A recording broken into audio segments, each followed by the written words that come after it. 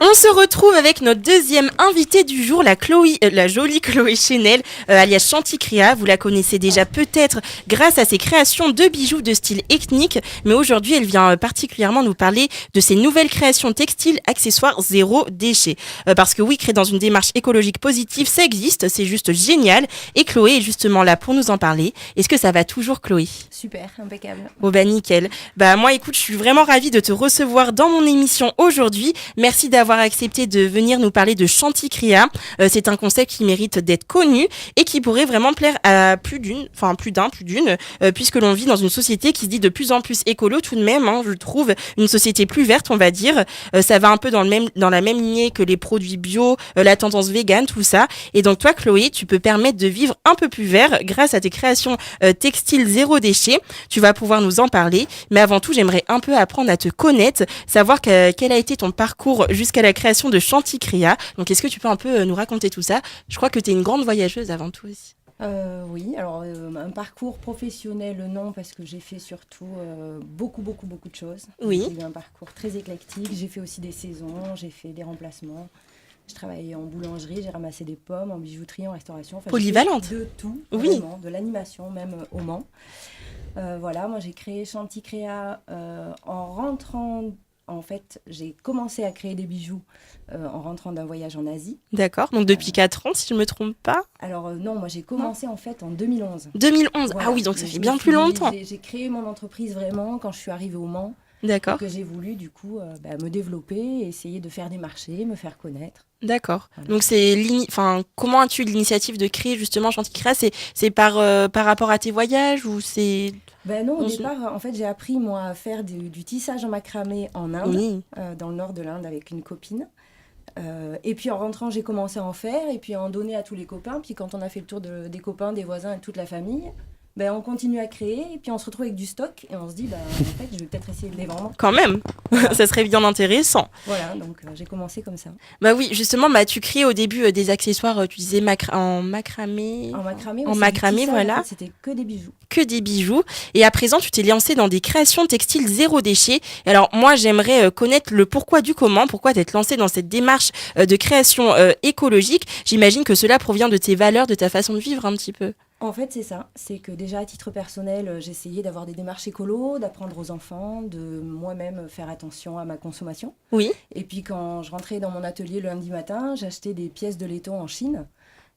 Donc, le bilan de carbone était catastrophique. Oui. Et puis, petit à petit, ça a commencé vraiment à me poser problème, en fait. Et puis, j'ai commencé à faire des petites lingettes démaquillantes pour ma belle-fille, pour moi. Maman, elle utilise des lingettes démaquillantes comme ça, d'ailleurs. C'est une économie formidable, on n'achète plus de coton, quoi. Donc, si, pour se faire les ongles, mais c'est tout. Mais c'est génial, hein. Petit à petit, je me suis dit, je vais aussi en faire pour les autres. Et puis, j'ai trouvé de nouvelles idées pour faire des sacs à vrac, pour faire des pochettes pour le savon quand on s'en va en voyage, pour éviter d'avoir du gel douche, en fait. Oui. Et toutes ces bouteilles qu'on jette perpétuellement. Acheter un petit savon et des créateurs du coin, il y en a plein, il y en a partout, des gens qui font des savons. Et hop, une petite pochette pour le transporter. Justement, tu utilises une imprimante 3D maintenant, il me semble. Ah oui, alors ça, c'est encore autre chose. Ouais. Ça, c'est un concept assez intéressant, en fait, qu'a trouvé mon mari. Au départ, c'était pour lui, pour faire des pièces. Il a une trottinette électrique, voilà. Ça peut servir à imprimer plein de petites choses. On ne se rend pas compte, d'ailleurs, de la capacité de ces machines. Et on a trouvé un filament qui est végétal, en fait. Donc, c'est une fermentation d'amidon de maïs. Donc, ils font des fils avec ça. Et on en a trouvé un avec à peu près 40% de fibres de bois à l'intérieur. D'accord. Donc, c'est vraiment totalement végétal. C'est biodégradable, c'est compostable. Voilà. Et c'est un porte-savon. Donc là, c'est décoratif, porte-savon, porte-éponge... pour mettre dans la salle de bain, c'est assez sympa. C'est top. Ouais. Et après, je crois qu'il y a certains produits, en revanche, où tu peux pas forcément utiliser une démarche écologique complète. Enfin, parce que tu utilises à 80% des textiles recyclés. Oui. Ouais. Donc voilà, mais je crois qu'il y a quelques produits. Moi, je récupère chez des couturières. J'achète aussi dans des recycleries, dans des Emmaüs, des choses comme ça. L'industrie du textile, l'industrie de la mode, c'est le deuxième plus gros pollueur du monde. On fabrique, il faut 2000 litres pour faire un kilo de coton. Enfin, c'est énorme. Oui, 2000 litres d'eau. Qu'est-ce que... on a déjà énormément de textiles, en fait, sur le marché d'occasion, des draps, des fringues même, trouées qu'on peut découper. En fait, tout ce qui est coton, j'essaie de recycler à 90%. Ah, c'est Mais top. par contre, pour les lingettes démaquillantes, par exemple, il me faut de l'éponge. Voilà. Et l'éponge, il faut que ça ait un pouvoir absorbant. On ne peut pas acheter de l'éponge d'occasion parce que, au bout d'un moment, ça s'use. fait le boulot, quoi. Oui. Donc là, effectivement, j'achète neuf pour avoir quand même quelque chose de qualité. Et aussi pour tout ce qui est imperméable. Les sacs fraîcheurs pour le frigo, les tuyaux à brosse à dents, la pochette pour le savon, tout ça, ça doit être imperméable. Donc là, c'est pareil, des toiles enduites, il ne faut pas qu'elles aient trop vécu. Donc en fait, il y a beaucoup d'aspects positifs dans tous tes produits. C'est pousser le zéro déchet en achetant des kilos de textiles neufs tous les 4 matins. Personnellement, je trouve pas ça logique. Oui. Le zéro déchet, c'est aussi essayer de créer en limitant moi-même mes propres déchets. D'accord. Ah, mais c'est juste génial, moi je trouve comme concept, je sais pas quoi dire, comme optique en tout cas. En plus, il y a de plus en plus de friperies aussi qui ouvrent. Je sais pas si. Oui, bien sûr. Ouais. Maintenant, tu peux voir, t'as beaucoup de magasins de fringues d'occasion pour donner une seconde vie. Les friperies, bah oui. Il y a pas mal de friperies. Je trouve ça bien aussi ce que tu fais, d'économiser, d'éviter d'être trop acheté tout neuf, quoi. C'est écolo. C'est ça. En même temps, c'est hyper économique. Oui, c'est clair. Parce que les petites, moi j'ai appelé ça les démaquillettes, donc les lingettes lavables pour se démaquiller. Finalement, on se dit, c'est quand même 12 €, 10-12 € en moyenne un petit paquet. Mais ça se lave et ça se réutilise, mais hyper longtemps. Et au niveau des bienfaits, il y en a pas mal par rapport à la peau. Après, comme c'est du coton, ça reste un coton qui est traité. C'est vrai qu'il y a aussi sur le marché des gens qui préfèrent des tissus avec des labels GOTS, Ecotech ou bio. Mais là, c'est pareil, pour faire 1 kilo de coton bio, c'est pas 2000 litres d'eau qu'il faut, c'est 5000. Oui. Alors, il n'y a pas de produits chimiques, mais voilà, c'est vraiment... c'est pas écolo du tout de fabriquer du linge, en fait. Absolument pas. Et hier, justement, on parlait aussi de la culotte de règles. Je sais pas si les serviettes hygiéniques lavables. Ouais. Serviettes hygiéniques lavables, ça existe ça? Ouais, serviettes hygiéniques lavables, protège-slip lavable, ça existe. Alors ça, c'est pas trop mon domaine parce que là aussi, je dirais que pour 90% du produit, il faut vraiment des produits, des textiles avec un pouvoir hyper absorbant. Enfin voilà, donc là, ça va être pratiquement que du neuf. C'est difficile d'avoir ces tissus-là d'occasion. Donc ça, je les fais pas, mais il y a des créateurs qui en font des super choses. Ça marche, très bien.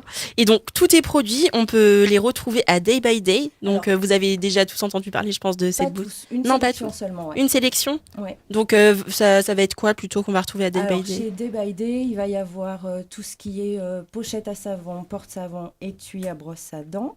Et après, les éponges, parce que je fais aussi des éponges lavables. D'accord. Les tawashi, ça s'appelle aussi. Donc, c'est des éponges tricotées. Ah, j'aurais dû vous en amener une. Ah, dommage. Ça a une durée de vie inégalable. Moi, on en a à la maison. Je fais ma vaisselle quotidiennement avec. Il y a quelqu'un qui a noté, en tout cas, qui a l'air intéressé par le concept. Ah ouais, non, c'est super. Ça évite d'acheter les éponges jaunes et vertes là qu'on jette tous les deux. Genre 2 semaines et puis. C'est ça, exactement.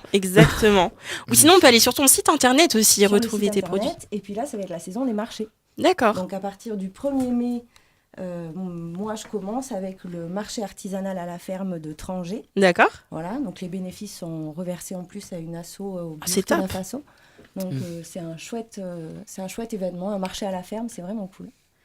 Et on pourra te retrouver aussi peut-être sur d'autres marchés. Il y en aura d'autres. Après, il y a la journée du Fémin le 1er juin. D'accord. Il y a aussi le marché du jardin des plantes le 9 juin. Puis après, le nocturne des Jacobins cet été. D'accord, on pourra te retrouver partout, en tout cas, voilà, c'est top. Et sur Facebook aussi, hein. Ouais, je viens de m'abonner sur Facebook d'ailleurs.